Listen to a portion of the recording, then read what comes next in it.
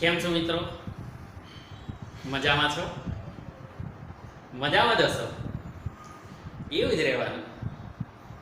સારું બેટાઓ, આજે આપણે ચર્ચા કરવાના છે ધોરણ 12 BA પ્રકરણ 7 અંકુશની. ચાલો અંકુશની ચર્ચા કરતા પહેલા થોડીક વાત કરી લઈએ.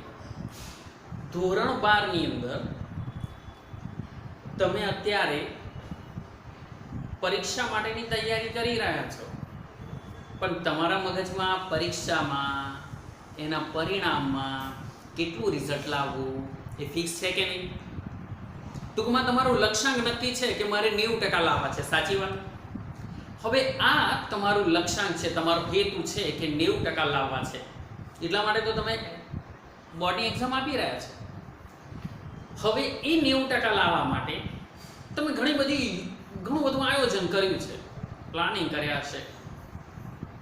કયા ઇન્સ્ટિટ્યૂટમાં જવું, કઈ શાળામાં અભ્યાસ કરવો, કયા શિક્ષકો પાસેથી ભણવું, ઘરે કેટલા કલાક તૈયારી કરવી, ટેસ્ટ કેટલા આપવા, અને એના માટે આ બધી વ્યવસ્થા ગોઠવી છે. ઘરની વ્યવસ્થા, ક્લાસની વ્યવસ્થા, ઓનલાઈન શિક્ષણની વ્યવસ્થા, શિક્ષકોની વ્યવસ્થા, અને પછી તમારા પ્લાનિંગ મુજબ તમે તૈયારી કરો છો. હવે તમારું એક ધોરણ સ્થાપિત થયું છે કે તમારે 90% લાવવા છે, અને ટેસ્ટ આપો છો. એ ટેસ્ટમાં તમારા 80% આવે છે. હવે તમે શું કરશો? નાસીપાસ થઈ જશો? ના, નાસીપાસ નથી થવાના. તમે શું કરવાના છો કે તમારે ભૂતકાળમાં જે પ્રમાણે યોજનાઓનો અમલ કરવાનો હતો એ થયો કે નહીં થયો એ નક્કી કરવાનું છે. તમે ચોક્કસ એ યોજનાઓનો અમલ થવામાં કયા કયા અવરોધો આવ્યા એ નક્કી કરવાના છો, અને એને દૂર કરવા પ્રયત્ન કરશો. સાચી વાત કે નહીં? આને અંકુશ કહેવાય. જેવો આપણો જન્મ થયો ને બેટા, ત્યારથી જ આપણા કેટલાક લક્ષ્યાંકો આપણા માતા પિતાએ સિદ્ધ કરી નાખ્યા કે હું મારા દીકરાને MBA ભણાવીશ, CA કરાવીશ, કોઈ બેંકનો મેનેજર બનાવીશ, કોઈ કંપનીનો સંચાલક બનાવીશ. આ એમને ધ્યેય સ્થાપિત કર્યા. એના માટે વ્યવસ્થા તંત્રની ગોઠવણી કરી, કયું ઇન્સ્ટિટ્યૂટ, કઈ સ્કૂલ, સાધનો આપ્યા, પ્લાનિંગ કર્યું, અને તમને કાર્ય સોંપ્યું કે આ પ્રમાણે તમારે અભ્યાસ કરવાનો છે. અને પછી શું કરશે? આપણે અભ્યાસ જે કરી રહ્યા છે એની પર આપણા મમ્મી પપ્પા બંનેનું ધ્યાન રહેશે, ઓબ્ઝર્વેશન કરશે, અને પછી જે પ્રમાણે એનું આયોજન છે એ પ્રમાણે આપણે અભ્યાસ નહીં કરતા હોઈએ તો એ આપણને ટકોર કરશે. એ અભ્યાસમાં કઈ કઈ મુશ્કેલીઓ પડી રહી છે એને ધ્યાનમાં લેશે અને એને દૂર કરશે. આને જ તો અંકુશ કહેવાય. આ જ અંકુશ છે. બધું આ ચિત્રેલું કોઈ અંકુશ નથી બેટા. પણ એ વસ્તુને આપણે નકારાત્મક રીતે લઈએ છીએ. પપ્પા તો બસ ભાષણ જ આપ્યા કરે, મમ્મી તો બોલ્યા જ કરે, પણ બેટા એમની પાછળનો હેતુ કંઈક અલગ હોય છે, તમારી પર નિયંત્રણ રાખો. અંકુશનો અર્થ એ થાય છે કે તમારા સ્થાપિત ધ્યેયને સિદ્ધ કરવા માટે જે આયોજન ઘડવામાં આવ્યું છે, એમાં જે યોજનાઓ તૈયાર કરવામાં આવી છે, એ યોજના મુજબ તમે કાર્ય કરો છો કે નહીં એ જોવાનું. અને જો ન થતું હોય તો એ શેને કારણે નથી થતું? કારણ કે કોઈ પણ કાર્ય, કોઈ પણ આયોજનો અમલ કરતા હોય તો બે પ્રકારના પરિબળોની અસર થતી હોય, બાહ્ય અને આંતરિક પરિબળો. કેટલાક પરિબળો પર આપણું નિયંત્રણ નથી હોતું, તો આપણી યોજના મુજબ પ્રવૃત્તિઓ થતી નથી. તો આ વિચલનો કહેવાય, આ ભૂલો કહેવાય. તો આ ભૂલોને આપણા મમ્મી પપ્પા શોધે છે કે મોબાઈલને કારણે, મિત્રોને કારણે, ટીવીને કારણે. તો એને પછી દૂર કરવાનો પ્રયત્ન કરે છે, પરંતુ આપણે નકારાત્મકતા મગજમાં રહેલી હોય એટલે આપણે મગજમાં વિચારીએ છીએ કે પપ્પા તો ભાષણ આપ્યા કરે, મમ્મી તો ટોક્યા જ કરે. પણ જરા ધ્યાનથી જોજો કે ભૂતકાળમાં જ્યારે પણ મમ્મી કે પપ્પાએ તમને લડ્યા હોય અભ્યાસની બાબતમાં, તો એ લડ્યા બાદ તમને એ જ ટોન્ટની અંદર, એ જ રિધમમાં સૂચનાઓ આપી હશે કે તારે આવું નહોતું કરવું જોઈતું, આવું કરવું જોઈતું હતું. હા, રીત અલગ હશે, ગુસ્સાવાળી રીત હશે, પણ આપણે ફક્ત પેલું જોઈએ છે કે પપ્પા તો બોલે, મમ્મી તો બોલે. એ શું કરતા હોય છે એકચ્યુઅલી? અંકુશ. શા માટે પુસ્તકીય જ્ઞાન રાખીએ? શા માટે શિક્ષકોએ રટાયેલો રટ્ટો જ યાદ રાખીએ, પરીક્ષામાં એ જ લખીએ? કોઈ પુસ્તકોમાં જોવાની જરૂર નથી બચ્ચાઓ. આપણા ઘરે આપણા મમ્મી પપ્પા આપણી પર જે ધ્યાન રાખી રહ્યા છે, જે નિયંત્રણ રાખી રહ્યા છે, નિયંત્રણ નથી, અંકુશ છે. પરંતુ અંકુશ એ રથના ઘોડાને મારવાની ચાબુક નથી. અંકુશ એ કારની બ્રેક નથી. અંકુશ is a complete package which has a brake, which has an accelerator, which has a clutch, which has a steering and also brake. તો આપણી કાર યોગ્ય દિશામાં જાય, આપણે નક્કી કરેલા લક્ષ્યાંક પર પહોંચી શકીએ એ માટે સ્ટીરિંગ દિશા બતાવે છે, જ્યાં જરૂર પડે ત્યાં બ્રેક અટકાવે છે, એક્સેલેટર ઝડપને વધારે છે, ક્લચ એક્સેલેટરનું પ્રમાણને વધઘટમાં નિયંત્રણમાં રાખે છે. આ કમ્પ્લીટ પેકેજને કહેવાય છે અંકુશ. હકારાત્મક પ્રવૃત્તિ છે. એટલે ક્યારેય પણ મમ્મી પપ્પા આપણને લડે બોલે ત્યારે આ યાદ રાખજો કે તેઓ અંકુશનું કાર્ય કરી રહ્યા છે. જે હું ભણી રહ્યો છું તેઓ મને બતાવી રહ્યા છે, ભણ્યા સિવાય. બહુ ધ્યાનથી એમને જોજો, ઓબ્ઝર્વેશન કરજો કે શું આપણા માટે એમના કેટલાક લક્ષ્યાંકો છે કે નથી છે. શું એના માટે એમને યોજનાઓ નથી ઘડી છે? શું વ્યવસ્થાઓ નથી કરી છે? શું કર્મચારીઓ નથી? મમ્મી પપ્પા ભાઈ બહેન દાદા દાદી આપણા મિત્રો. અને પછી જે સ્થાપિત એમના ધ્યેય છે એ પ્રમાણે આપણું પરિણામ ના આવે તો એની સરખામણી કરશે. અને 11મા ધોરણમાં કે 10મા ધોરણમાં આટલા ટકા લાવવાના હતા, શા માટે નથી આવ્યા એ જોશે. અને એ વિચલનોને દૂર કરવા માટેના કેટલાક પગલાં લેશે. That's mean it's called in English controlling. તો ખ્યાલ આવી ગયો બેટા? હવે આપણે આપણા પુસ્તકીય શબ્દો અને પુસ્તકીય વ્યાખ્યાની વાત કરીએ. પણ જો આટલી બાબત તમારા મગજમાં ક્લિયર હશે તો અંકુશનું આખું પ્રકરણ તમને આવડશે. કોઈ વધારાની વાત નથી, કોઈ નવી વાત છે નહીં, કોઈ અઘરી બાબત છે જ નહીં. ઘરમાંથી જ આપણને આ જ્ઞાન મળી રહેતું હોય છે. તો હવે આપણે વાત કરીએ બેટા કે અંકુશ એ શું છે. મારી ગેરંટી છે, મારી વાતને બરાબર વિચારી હશે. અહીંયા વિડીયો સ્ટોપ કરજો અને વિચારજો, 10-15 મિનિટ થિંક કરજો કે આપણા મમ્મી પપ્પા જે કરી રહ્યા છે, આપણી સાથે જે વર્તન હમણાં કરી રહ્યા, ઇટ્સ કંટ્રોલિંગ. આ જ અંકુશ છે. અને આ પ્રવૃત્તિ નકારાત્મક નથી, હકારાત્મક જ છે. એનાથી કંઈક ને કંઈક પ્રાપ્ત થવાનું છે, કંઈક ક્રિએશન થવાનું છે. એટલે મમ્મી પપ્પાની આ કંટ્રોલિંગની પ્રવૃત્તિને, અંકુશની પ્રવૃત્તિને વિધેયાત્મક પ્રવૃત્તિ કહેવાય. જેનું કંઈક પરિણામ પ્રાપ્ત થવાનું હોય એને એ પ્રવૃત્તિને કહેવાય વિધેયાત્મક પ્રવૃત્તિ. તો જોઈએ બેટા, હવે તમે વિડીયો આગળ મારો સાંભળજો. આપણે હવે તમારા પુસ્તકની વાતો કરીશું કે આ તો આપણા જીવનની વાત કરી. ધંધાકીય એકમમાં પણ આ જ કાર્ય તમારે કરવાનું છે. માની લો કે તમે કોઈ કંપનીમાં ક્વોલિટી કંટ્રોલ મેનેજર છો, તો હવે તમારે તમારા એકમમાં ઉત્પાદિત થતા એકમોની ગુણવત્તાની ચકાસણી કરવાની. તમે શું કરવાનું? તમે તમારા જે તાબેદારો છે તેમને યોજનાઓ સમજાવી દીધી છે, સાધનો આપી દીધા છે, ઇન્ફ્રાસ્ટ્રક્ચર ગોઠવાઈ ગયું છે. હવે એમની પ્રવૃત્તિ પર તમે દેખરેખ રાખશો. ગુણવત્તા જાળવવાની છે. અને જો ગુણવત્તા નહીં જળવાતી હોય તો શા માટે નહીં જળવાતી હોય એ વિચલનો, અવરોધો, મુશ્કેલીઓને શોધશો. અને પછી શું કરશો? ગુણવત્તા નહીં જળવાય, સ્થાપિત ધોરણો મુજબ પરિણામો નહીં આવે તો શું કરશો? કર્મચારીઓને કાઢી મૂકશો? નહીં. શું કરશો? ભૂલ સુધારશો. ભૂતકાળમાં થયેલી ભૂલોનું પણ અવલોકન કરશો અને ભવિષ્યમાં આવી ભૂલો ફરી ન થાય કે જેથી ગુણવત્તા જળવાઈ જ રહે, જે સીધી સરળતાથી પ્રાપ્ત થાય એ માટેના પગલાં ભરશો. તો આ તો આપણા મમ્મી પપ્પા કરી રહ્યા છે, આપણા માતા પિતા, દીકરાઓ આ જ કામ કરી રહ્યા છે. તો હવેથી જ્યારે મમ્મી કે પપ્પા લડે, તમે બોલે, અભ્યાસ વિશે ટકોર કરે, તમારા કેરિયર વિશે તમને ટકોર કરે, બોલે, નકારાત્મક રીતે નહીં લેતા, વિધેયાત્મક રીતે લેજો. સમજો એમની પાછળનું એમનું તાત્પર્ય સમજો. ચાલીએ બેટા આગળ કે ધંધાકીય એકમમાં પણ નિયંત્રણ એટલે કે અંકુશ એક વિધેયાત્મક પ્રવૃત્તિ છે. અંકુશ ને ભણતા પહેલા આપણે એની થોડીક વ્યાખ્યાને થોડીક સમજ લઈએ કે તમે ખૂબ જ સારું ધંધાકીય એકમમાં આયોજન કરો છો, સૌ પ્રથમ તો ધંધાકીય એકમની સ્થાપના થાય શેના માટે? કોઈ નિશ્ચિત હેતુઓ સિદ્ધ કરવા. આ હેતુઓ સિદ્ધ કરવા માટે તમે આયોજન કરો છો. આયોજન કર્યા બાદ આદર્શ વ્યવસ્થા તંત્રની રચના કરો છો અને નિષ્ણાત કર્મચારી ગણની નિમણૂક કરો છો. છતાં પણ આયોજન મુજબ પ્રવૃત્તિઓ થતી નથી, કારણ કે એકમ પર અને આયોજન પર બાહ્ય અને આંતરિક પરિબળોની અસર થતી જ હોય. કેટલાક પરિબળો આપણા નિયંત્રણમાં હોય છે, કેટલાક પરિબળો નિયંત્રણમાં નથી હોતા.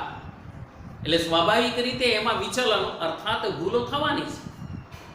તો પ્રવૃત્તિઓ પર ધ્યાન રાખવાનું, પ્રવૃત્તિઓ આયોજન મુજબ થાય છે કે નહીં તે જોવાનું,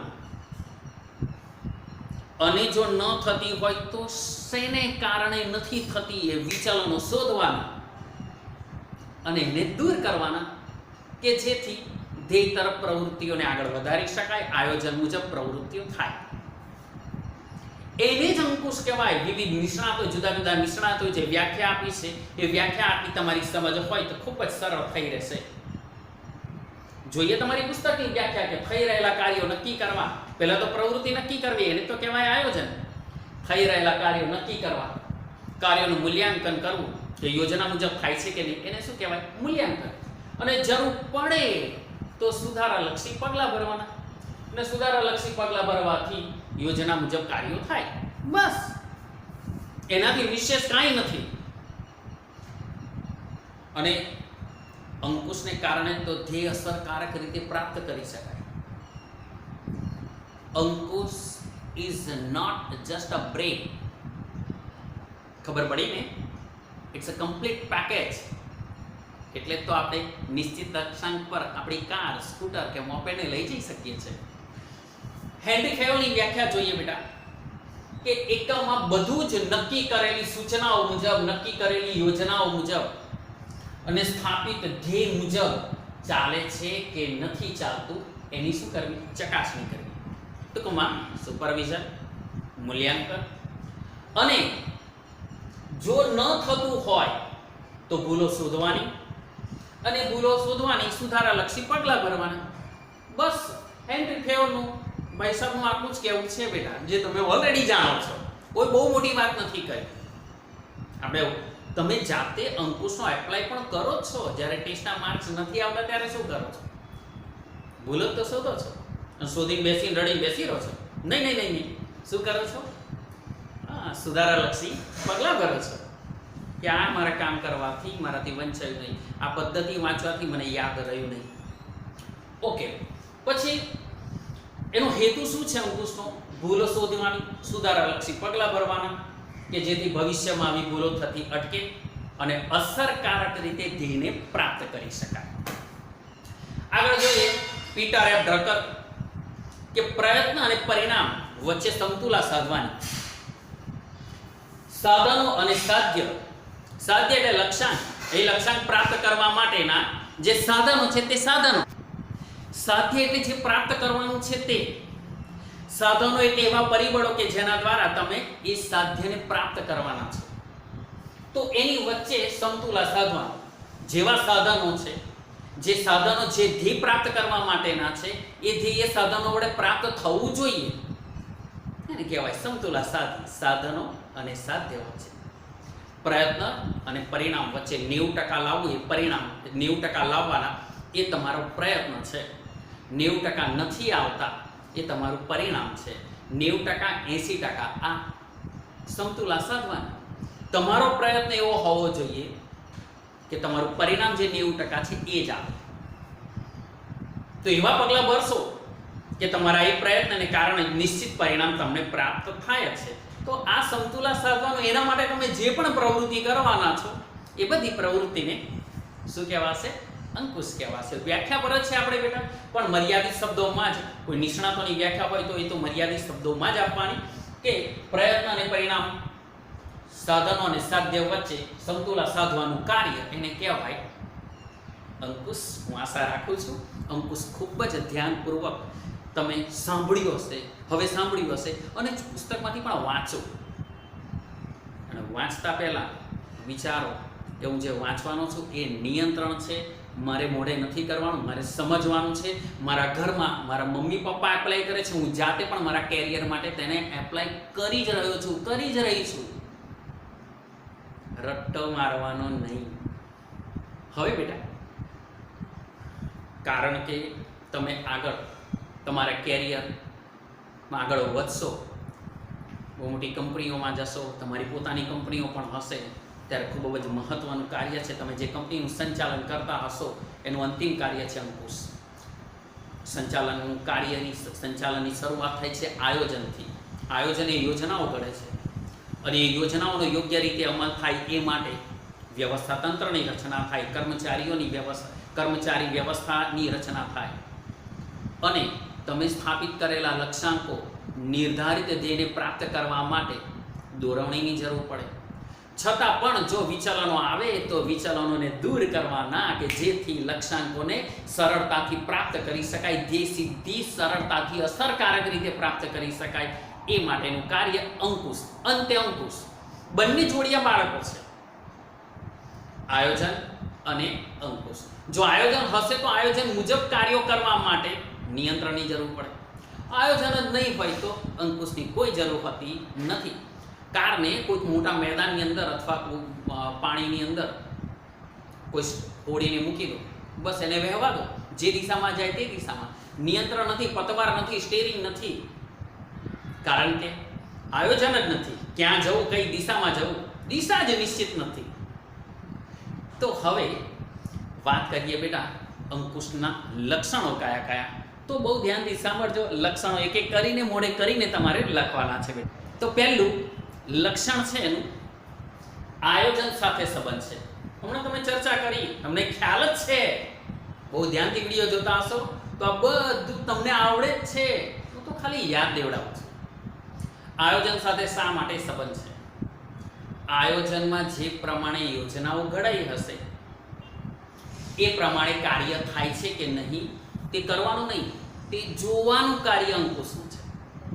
એટલે આયોજન યોજનાઓ ઘડશે, આયોજન મુજબ એ યોજનાઓ મુજબ પ્રવૃત્તિ થાય છે કે નહીં એ જોવાનું કાર્ય અંકુશનું. તો આયોજન હશે તો અંકુશનું કાર્ય કરીશું ને. એટલે કહી શકાય કે આયોજન અને અંકુશ સિક્કાની બે બાજુ છે. જે આયોજન છે તે અંકુશ છે. આપણો જન્મ થયો ત્યારે તો આપણા જીવનનું આયોજન કર્યું મમ્મી પપ્પાએ. તમે આયોજન કર્યું શેનું? એક્ઝામમાં રિઝલ્ટ લાવવાનું. પછી તો તમે અંકુશની પ્રવૃત્તિ, તમારી પ્રવૃત્તિઓ પર ધ્યાન રાખવા લાગ્યા કે 90% લાવે એવું મારી પ્રવૃત્તિઓ છે કે નથી. એટલે આયોજન છે તો અંકુશ છે, જોડિયા બાળક કહી શકાય. બીજું, દરેક સપાટીએ થતું એકમના જુદા જુદા વિભાગ, દરેક વિભાગમાં અંકુશનું કાર્ય થતું હોય. દરેક સપાટી, ઉચ્ચ સપાટી, મધ્ય સપાટી, તળ સપાટીએ થતું હોય. હું તો કહું છું દરેક ક્ષેત્રમાં થતું હોય. દરેક ક્ષેત્રમાં, દરેક એકમમાં, દરેક એકમના દરેક વિભાગમાં થતું હોય. દરેક એકમની દરેક સપાટીએ થતું હોય. એટલે કહી શકાય કે દરેક સપાટી અથવા તો સર્વત્ર અંકુશની પ્રક્રિયા થતી હોય છે, અંકુશનું કાર્ય થતું જ હોય છે. ત્રીજું ખૂબ જ મહત્વનું લક્ષણ છે, બહુ ધ્યાનથી સાંભળજો, કે સતત પ્રક્રિયા છે. શું આયોજન આપણે ભણ્યા છે તો આયોજન સતત પ્રક્રિયા નથી. કોઈ પણ ધંધાકીય એકમમાં ધ્યેયને નિર્ધારિત કરવામાં આવે, એ નિર્ધારિત ધ્યેયને પ્રાપ્ત કરવા માટે આયોજન કરવામાં, એ આયોજન માટે આદર્શ વ્યવસ્થા તંત્રની રચના કરવામાં આવે, કર્મચારીઓની વ્યવસ્થા કરવામાં આવે, દોરવણી આપવામાં આવે, અંકુશનું કાર્ય કરવામાં આવે. અંતે કારણ કે આયોજન મુજબ પ્રવૃત્તિ થાય છે કે નહીં અંકુશ જોશે. નહીં થતી હોય તો વિચલનોને શોધશે, જેથી પ્રવૃત્તિ યોગ્ય માર્ગે આગળ વધે અને લક્ષ્યાંકો સરળતાથી સિદ્ધ થાય. રાઈટ? આટલું છે. પરંતુ એકવાર આયોજન મુજબ નિર્ધારિત ધ્યેય સિદ્ધ થઈ જાય તો પછી નવા આયોજન, નવા લક્ષ્યાંકો, નવું આયોજન. હવે એ આયોજન મુજબ પ્રવૃત્તિ થાય છે કે નહીં એની પર જોવાનું કાર્ય ફરી પાછું અંકુશનું. કોઈ એકમ એવું તો હોતું નથી કે લક્ષ્યાંકો સિદ્ધ થઈ ગયા બાદ એકમ બંધ થઈ જતું હોય, એકમમાં પ્રવૃત્તિ અટકી જતી હોય, નથી બનતું. એટલે નવા ધ્યેય નિર્ધારિત થતા હોય છે, નવું આયોજન થતું હોય છે, એટલે અંકુશની જરૂર પડતી જ હોય છે. એટલે કહી શકાય કે બધું જ આપણા આયોજન મુજબ મળશે જ, પરિણામો મળવાના છે જરૂરી નથી. તમે એકવાર અંકુશની પ્રવૃત્તિ કરો છો, તમે અભ્યાસ કરો છો, તમારા અભ્યાસ ઉપર હું ધ્યાન રાખું છું કે તમે કઈ રીતે અભ્યાસ કરી રહ્યા છો, પરંતુ એ પ્રવૃત્તિ મુજબ તમે કાયમ અભ્યાસ કરવાના છે એવું બનવાનું નથી. વિચલનો તો આવવાના જ છે. એટલે મારે અંકુશની પ્રવૃત્તિ સતત કરવી પડશે. આપણા મમ્મી પપ્પાએ સતત આપણી પર દેખરેખ રાખવી જ પડશે, માની જ લેવાનું. પછી જે સંચાલનનું છેવટનું કાર્ય, એ પણ તમને ખ્યાલ જ છે બેટા કે આયોજન દ્વારા ઉદ્દેશો નક્કી થાય. નક્કી થયેલા ઉદ્દેશો માટે વ્યવસ્થા તંત્રની રચના થાય. વ્યવસ્થા તંત્રમાં સત્તા અને જવાબદારીની સોંપણી થાય. એ સત્તા અને જવાબદારી જેમને આપવામાં આવે, એમને જે કાર્ય સોંપવામાં આવે એને કહેવાય કર્મચારી વ્યવસ્થા. અને કર્મચારીઓ યોગ્ય રીતે કાર્ય કરી શકે એ માટે એમને દોરવણી આપવામાં આવે. ઓછામાં ઓછા વિચલનો ઉપસ્થિત થાય એ માટે દોરવણી થાય આવું. હવે એટલે કહી શકાય કે સંચાલનનું છેવટનું કાર્ય આયોજન ઉદ્દેશ નક્કી કરે, વ્યવસ્થા તંત્રમાં સત્તા અને જવાબદારીની સોંપણી થાય, દોરવણી માર્ગદર્શન આપે, અને આયોજન મુજબ પ્રવૃત્તિ થાય છે કે નહીં તે જોવાનું કાર્ય અંકુશ કરે. એટલે જો સંચાલનમાં છેવટનું કાર્ય કયું આવ્યું? અંકુશ. શરૂઆત શેનાથી થઈ હતી? આયોજનથી. અંત ક્યાં આવ્યો? અંકુશથી. એટલે કહી શકાય છેવટનું કાર્ય છે, અંતિમ કાર્ય છે, અંતિમ પગલું છે. બીજું એક લક્ષણ છે બેટા, ભવિષ્ય સાથે સંબંધ છે. અંકુશ એ આપણી પ્રવૃત્તિઓ દરમિયાન ભૂતકાળમાં જે ભૂલો થઈ છે એ ભૂલો ભવિષ્યમાં ન થાય એનું ધ્યાન રાખે. ભૂતકાળમાં જે ભૂલો થઈ હોય તેનું પુનરાવર્તન ન થાય, એટલે ભવિષ્યમાં બગાડ ન થાય, નુકસાન ન થાય, ગુણવત્તામાં ઘટાડો ન થાય. અંકુશ ભૂતકાળ સાથે સંબંધિત નથી. સંચાલનને પણ ભૂતકાળ સાથે સંબંધ નથી. હા, પણ ભૂતકાળમાંથી શીખ ચોક્કસ મેળવશે. એટલે ભૂતકાળમાંથી શીખ મેળવીને ભવિષ્યમાં એ જ ભૂતકાળની ભૂલોનું પુનરાવર્તન ન થાય એ જોવાનું કાર્ય અંકુશનું છે.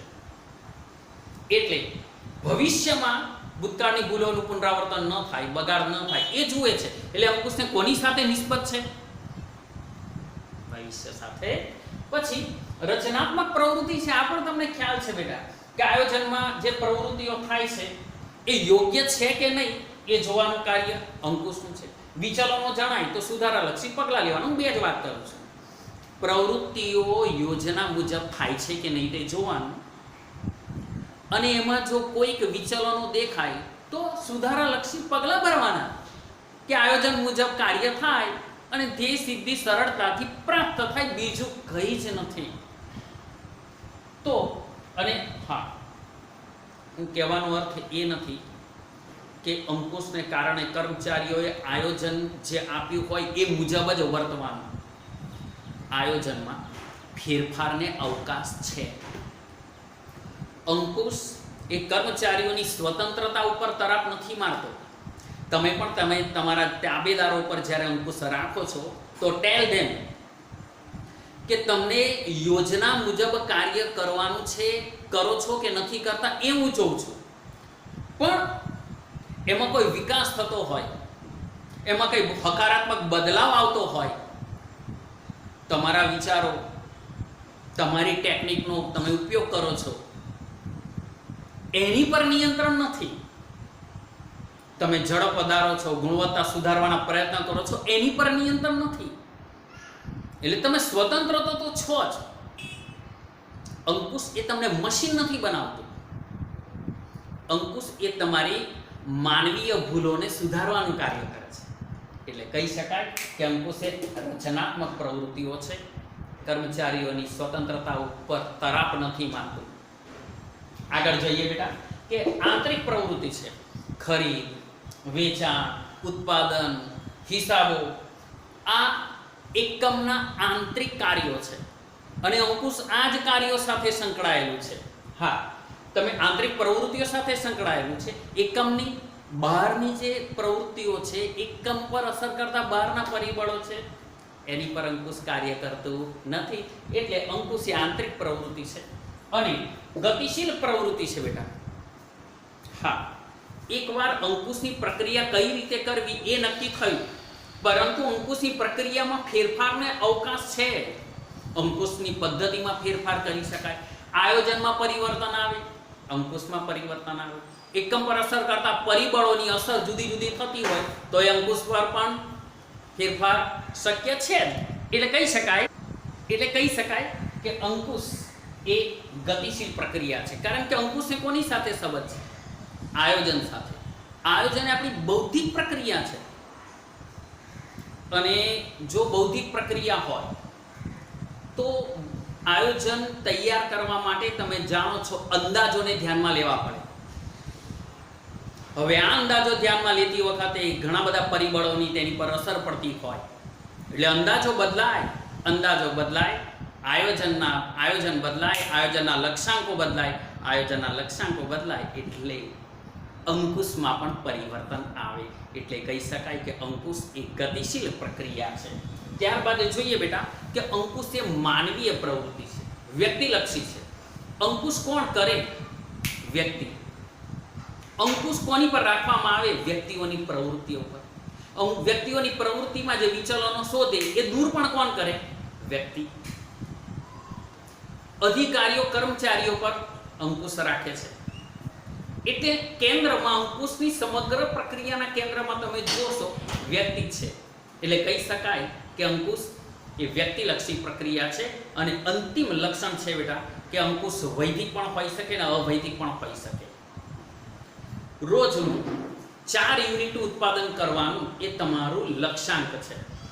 ધોરણો સ્થાપિત થાય છે. તમારા કર્મચારીને કીધું છે કે આવા મોબાઈલ 4 બનાવવાના એક દિવસમાં, એની સર્કિટને કનેક્ટ કરવાની એક દિવસમાં 4 સર્કિટ ફ્રેમ કરવાની.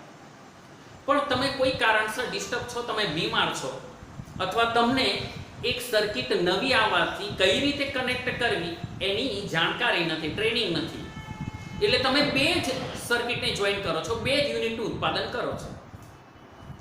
તો અંકુશની પ્રક્રિયા શું છે? કેટલું થયું કાર્ય, થયું કે નહીં થયું, શું ભૂલ થઈ, વિચલન ક્યાં આવ્યું એ શોધીને દૂર કરો, એ વૈદિક છે. પરંતુ હું કહીશ કે તમે બીમાર છો, કન્સન્ટ્રેશન નથી રહેતું, તો હું તમને કહીશ કે તું 2 દિવસ આરામ કર, ઘરે થોડી પ્રેક્ટિસ કર, સર્ચ કર, રિસર્ચ કર. હું તને ટ્રેનિંગમાં મોકલું છું, જઈને આવ. ફરીવાર ત્યાં જઈને આવો. એકવાર તો મોકલ્યો છે પણ નથી તને ટ્રેનિંગ બરાબર મળી, ફરીવાર જઈને આવ. હવે તું આવ. આ અવૈદિક છે.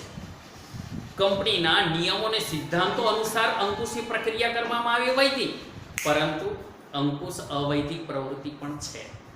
તમે લખતા હો, ભૂલ થતી હોય ને પાછળ શાબાશી આપવામાં આવે કે શાબાશ બેટા, પણ આ ભૂલ આને કારણે થઈ છે, તો થોડુંક સુધારી દે. અવૈદિક પણ હોઈ શકે. એટલે અંકુશ વૈદિક અને અવૈદિક પણ હોઈ શકે. ફરી એકવાર આપણે ફ્રેમ કરી દઈએ બેટા કે અંકુશના લક્ષણો શું. ખૂબ જ ટૂંકમાં હું કહીશ કે એકમમાં થતી પ્રવૃત્તિઓ કઈ છે એનું ધ્યાન રાખવાનું. યોજના મુજબ સ્થાપિત ધોરણો મુજબ એ પ્રવૃત્તિ થાય છે કે નહીં તે જોવાનું. જો જણાય વિચલન જણાય તો તેને દૂર કરવા માટે સુધારાલક્ષી પગલાં ભરવા. ધેટ્સ મીન અંકુશ. લક્ષણો શું છે? આયોજન સાથે સંબંધ છે, તમે જાણો છો. દરેક સપાટીએ થતું કાર્ય છે, એ પણ જાણો છો. સતત પ્રક્રિયા છે, એ પણ જાણો છો. સંચાલન છેવટનું કાર્ય છે. ભવિષ્ય સાથે અંકુશને સંબંધ છે.